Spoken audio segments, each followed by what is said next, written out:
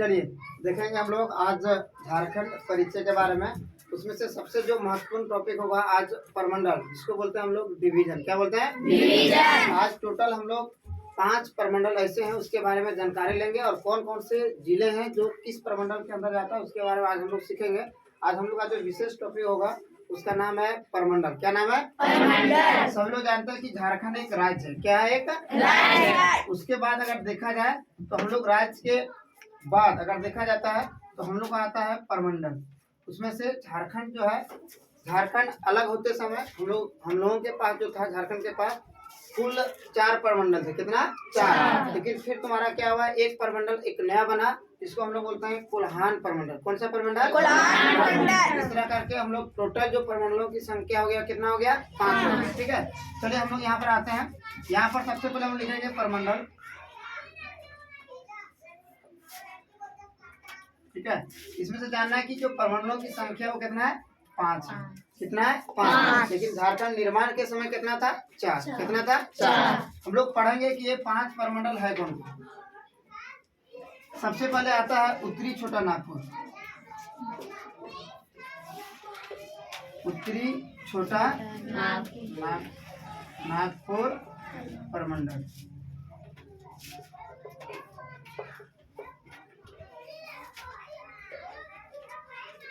दूसरा में आता है दक्षिणी छोटा नागपुर परमंडल।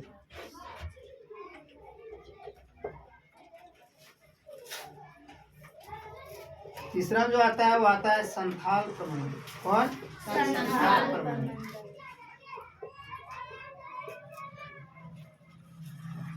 चौथा जो आता है पलामू परमंडल। तो 5वां जो आता है,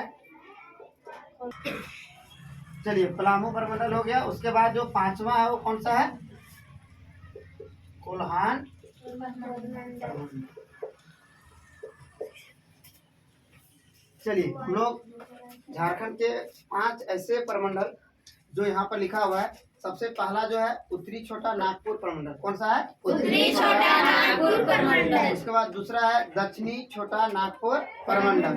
उसके बाद संथाल परमंडल। उसके बाद चौथा जो है पलामू परमंडल। उसके बाद जो 5वां कौन सा है? कोल्हान परमंडल। चलिए ये हम लोग का परमंडल है। हम लोग को ये भी सीखना है कि कौन सा जिला कौन सी परमंडल के अंदर जाता है, इसका मुख्यालय कहाँ कहाँ पर है, उसके बारे में जानकारी लेंगे हम लोग।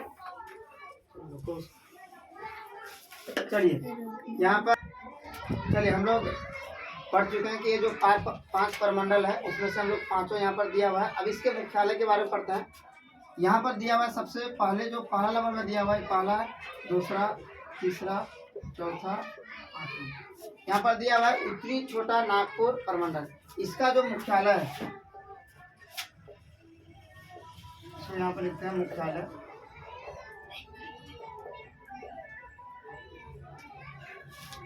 उत्तरी छोटा नागपुर परमंडल का जो मुख्यालय है वो है हजारीबाग। यहाँ पर है हजारीबाग। उसके बाद दक्षिणी छोटा नागपुर परमंडल का जो मुख्यालय है वो है रांची। कहाँ पर है? रांची।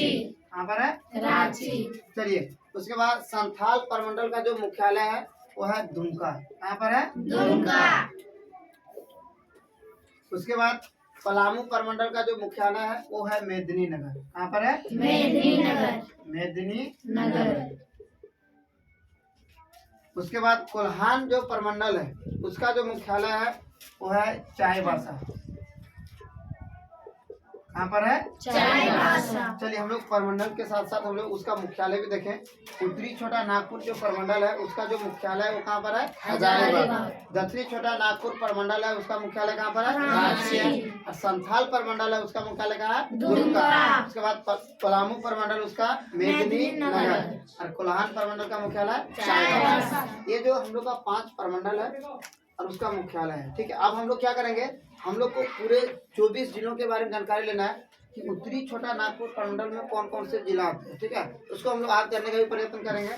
उसके बाद दक्षिणी छोटा नागपुर में कितने जिले आते हैं और कौन कौन आते हैं, संथाल परमंडल में कितने जिले हैं और कौन कौन से जिले आते हैं, पलामू प्रमंडल और कोल्हान प्रमंडल। ठीक है, चलिए यहाँ पर हम लोग का हुआ मुख्यालय के साथ साथ हम लोग प्रमंडल भी पढ़े और मुख्यालय भी पढ़े। अब हम लोग उत्तरी छोटा नागपुर में आने वाले कुल जिलों की संख्या को पढ़ेंगे।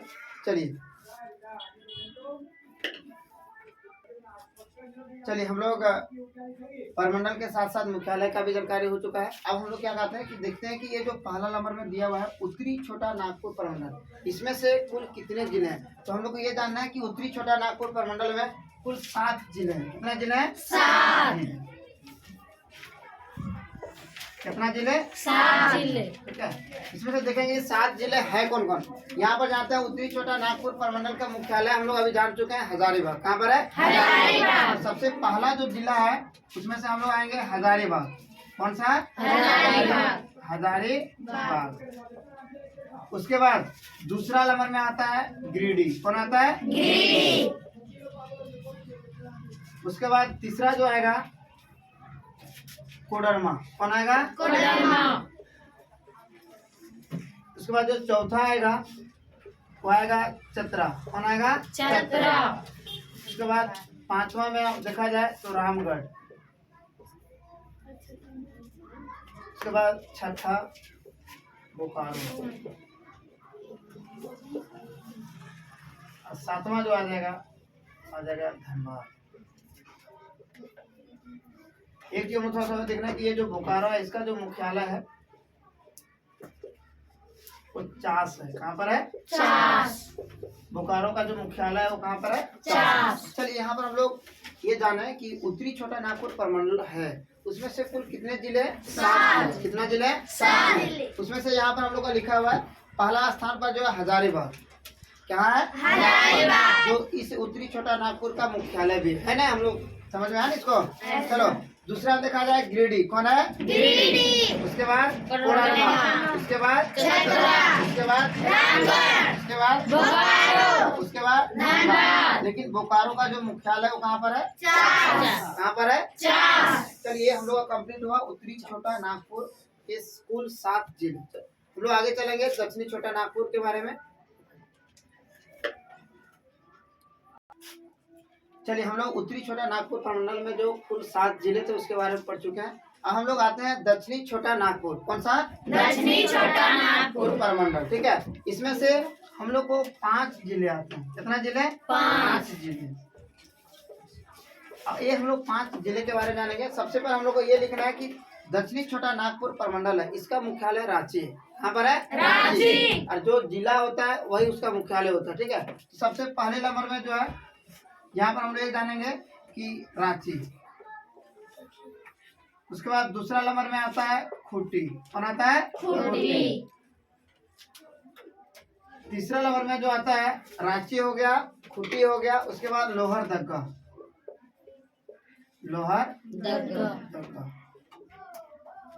उसके बाद चौथा नंबर में जो आता है वो आता है सिमडेगा। उसके बाद जो 5वां नंबर में आता है वो आता है हम लोग का गुमला। चलिए ये कुल 5 जिले हैं जो हम लोग यहाँ पर पढ़े। दक्षिणी छोटा नागपुर, उसका मुख्यालय कहाँ पर है? रांची। दूसरा खूंटी, लोहरदगा, सिमडेगा, गुमला। ठीक है, चलिए अब हम लोग जो है पढ़ाएंगे हम लोग संथाल प्रमंडल। इसके बारे में संथाल प्रमंडल। सब लोग जानते हैं कि संथाल प्रमंडल का जो मुख्यालय है वो है दुमका। कहाँ पर है? दुमका। तो इसमें से जब लिखना स्टार्ट करेंगे तो पहला स्थान पर जो आ जाएगा वो आ जाएगा दुमका। कौन आ जाएगा? दुमका। उसके बाद जो दूसरा आएगा वो आएगा साहेबगंज। और साहेबगंज। उसके बाद तीसरा जो आएगा पाकुड़। उसके बाद चौथा जो आएगा देवघर।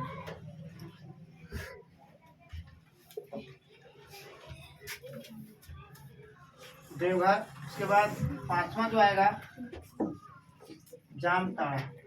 संथाल प्रमंडल का जो 6 जिले आते हैं। कितने जिले आते हैं? 6 जिले आते हैं।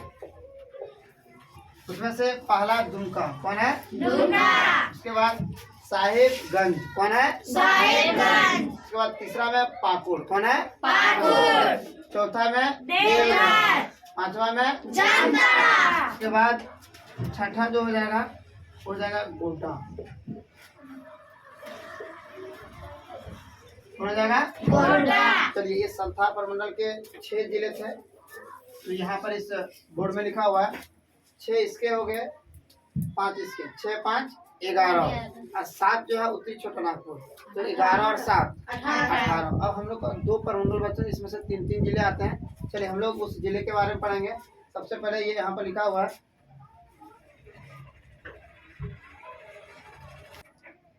चलिए हम लोग 3 प्रमंडल के बारे में पढ़ चुके हैं। इसमें कौन कौन से जिले आते हैं उसके बारे में पढ़े। चलो हम लोग जो है अब जो है हम लोग पढ़ने जा रहे हैं चौथा प्रमंडल, जिसका नाम है पलामू प्रमंडल। कौन? पलामू प्रमंडल।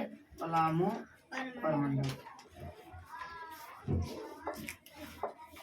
सभी लोग हम लोग जानते हैं कि पलामू प्रमंडल का जो मुख्यालय है वो है मेदिनीनगर। कहाँ पर है? मेदिनीनगर। कुल इसमें 3 जिले आते हैं। कितना जिले? 3।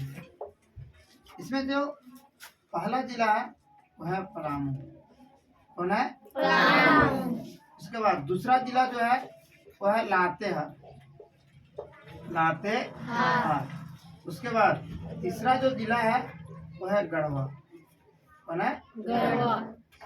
चलिए, ये पलामू प्रमंडल के 3 जिले पलामू, लातेहार और गढ़वा। हम लोग उसके बाद लास्ट जो प्रमंडल है, जो नया प्रमंडल हम लोग जानते हैं इसको, क्योंकि जिसमें झारखंड निर्माण हो रहा था उसमें सिर्फ 4 ही प्रमंडल थे।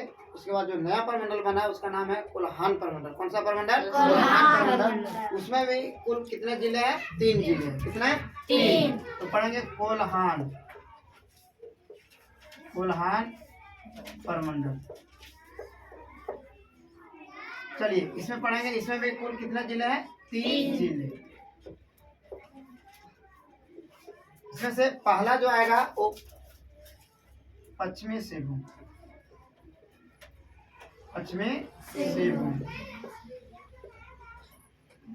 दूसरा जो आएगा वो पूर्वी सिंहभूम।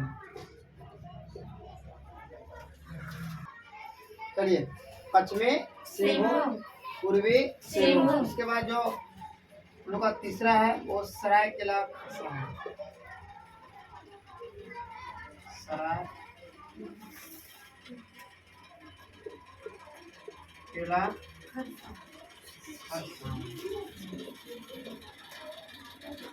चलिए हम लोग यहाँ पर 5 प्रमंडल में आने वाले 5 में जितने जिले आते हैं, टोटल 24 जिलों के बारे में हम लोग जानकारी हो चुका है। चलिए अब यहीं पर हम अपने वीडियो को अंत करता हूँ। आप सभी से उम्मीद होगा कि आप अवश्य इसके बारे में जानकारी हो चुका होगा। चलिए।